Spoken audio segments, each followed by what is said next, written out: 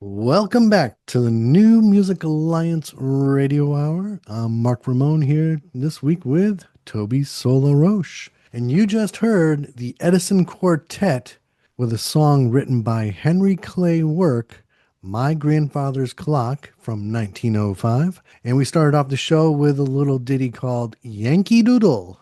I don't know who performed that, but regardless, it's the official state song of Connecticut. So let's go to the Edison Quartet in 1905. So back in the early days of recordings, when Edison created the phonograph, he produced a whole bunch of recordings on these wax cylinders. They're really cool to look at. Yeah, I owned one of those growing up. It was always fascinating to look at those. Aren't they cool? But I never had a way to play them, unfortunately. Oh, you just had the wax? Yeah. So my grandfather's clock is one of the cylinders that they created in 1905. And this song was written by Henry Clay Work from Middletown, Connecticut in 1876. Wow. Good luck finding a song earlier than that that's recorded for us to play on this show. I'm trying.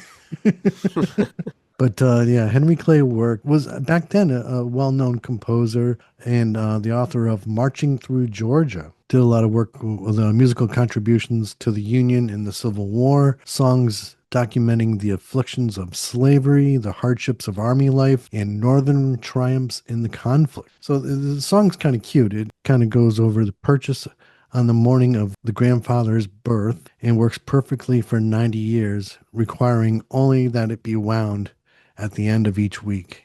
When the grandfather dies 90 years later, the clock stops working.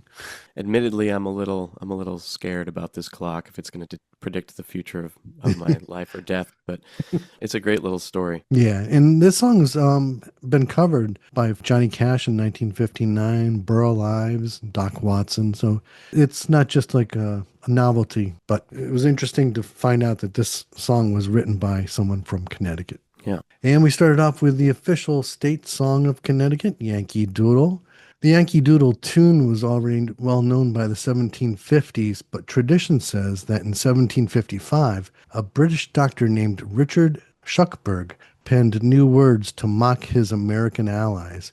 He portrayed the colonists as rude, crude, and cowardly. In the song, Shuckburgh referred to the American fighter as both a doodle, a country hick, and a dandy, a conceited jerk. So why is this the Connecticut state song again then? Because it kind of reflects our tenacity again.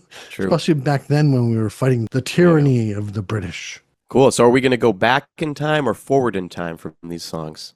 We're gonna time warp into the modern day next. In fact, we've got a couple of acoustic artists.